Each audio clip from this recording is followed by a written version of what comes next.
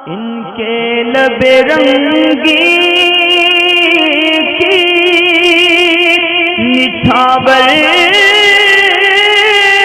थी कि जिसने।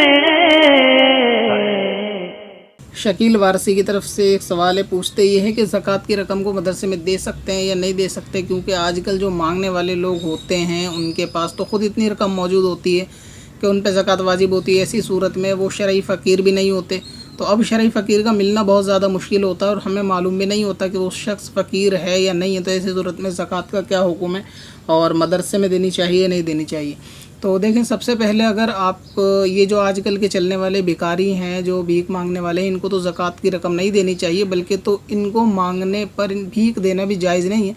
इसके लिए मैं पहले भी एक वीडियो बना चुका हूँ जिसका लिंक डिस्क्रिप्शन में आप उसको देख सकते हैं। और क्योंकि इनकी तो एक दिन की आमदनी कम से कम 1-2 हज़ार रुपये नॉर्मल डे में होती है और रमज़ान के महीने में तो 4-5 हज़ार रुपये ये लोग आराम से मांग कर इकट्ठे कर लेते हैं। तो इनको ज़कात देना तो बिल्कुल भी दुरुस्त नहीं है कि इनके पास बैकग्राउंड में इतना खाने पीने का सामान और बैंक बैलेंस मौजूद होता है कि ज़कात लेने के हक़दार नहीं है।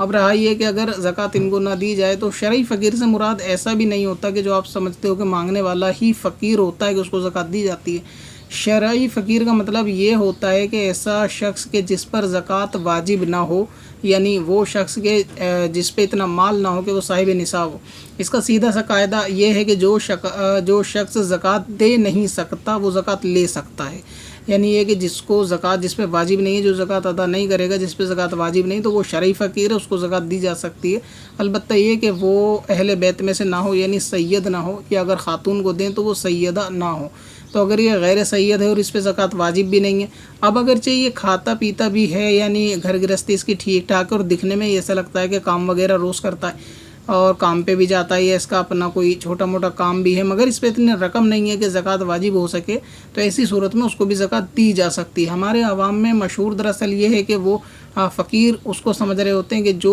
भीख मांग रहा हो वही शरई फ़कीर है, तो ऐसा नहीं है। ये जो बहुत ज़्यादा गरीब हो कि जिसकी हालत नज़र आती हो कि उस पर खाने पीने का नहीं है, वो शरई फ़कीर है, तो ऐसा नहीं होता। शरई फ़कीर अच्छा खासा शख्स भी जो दिखने में काम करने पर भी कादिर हो सकता है, वो भी शरई फ़कीर हो सकता है जिस पे ज़कात वाजिब नहीं होती है। सीधा सा कायदा, तो उसको ज़कात दी जा सकती है और दिखने में उसके हालात अगर ठीक ठाक लगे, खाता पीता लगे, अच्छा कपड़ा पहनता हुआ लगे, लेकिन ये कि वो शरई फ़कीर है, तो इस सूरत में उसको ज़कात देने से ज़कात अदा हो जाएगी। अब रहा ये कि सबसे पहले आपको ये देखना चाहिए कि अपने आस पड़ोस में या रिश्तेदारों में या इलाके के अंदर कौन शख्स ऐसा है कि जिसकी माली हालत इतनी तंग है या इतनी तंगदस्ती में गुजारा हो रहा है। अगरचे वो भीख नहीं मांगता तो उसको भी ज़कात आप दे सकते हैं। और इलाके में इस चीज़ का मालूम करना, पता लगाना बहुत आसान होता है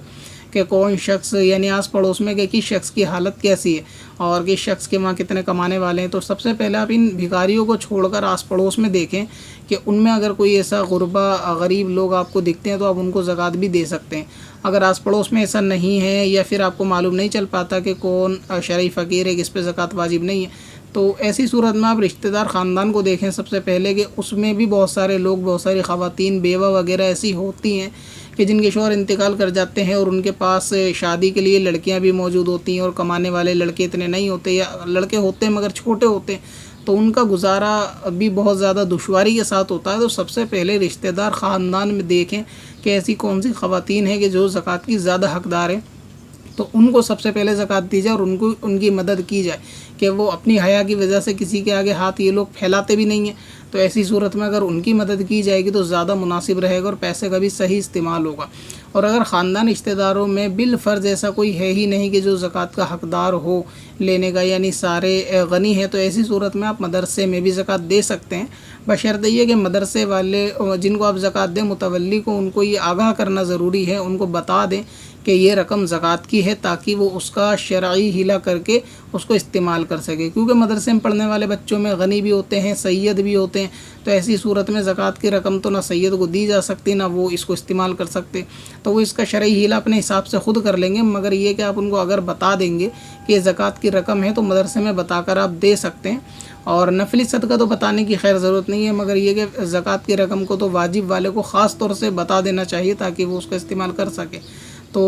मुमकिन है कि आपके सवाल का जवाब हो गया होगा कि आजकल के अगर भिखारी को आप समझते हैं कि इन्हीं को ज़कात दी जाए, तो ऐसा नहीं है। आप शरई फ़कीर को तलाश लें आस पड़ोस में, ख़ानदान के अंदर, रिश्तेदारों में। और एक चीज़ और कि जिन रिश्तेदारों को ज़कात दी जा सकती है, किन को नहीं, अब सवाल ये आता है, तो इसके लिए मैं पहले से एक वीडियो बना चुका हूँ, उसका लिंक डिस्क्रिप्शन के अंदर मौजूद है। नीचे डिस्क्रिप्शन में आप देखेंगे तो उसके अंदर आपको मिल जाएगा कि किन रिश्तेदारों को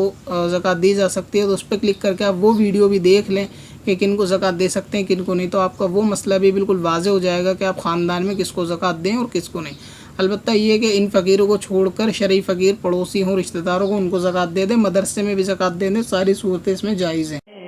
पत्थर में हसन लाले पुरनवार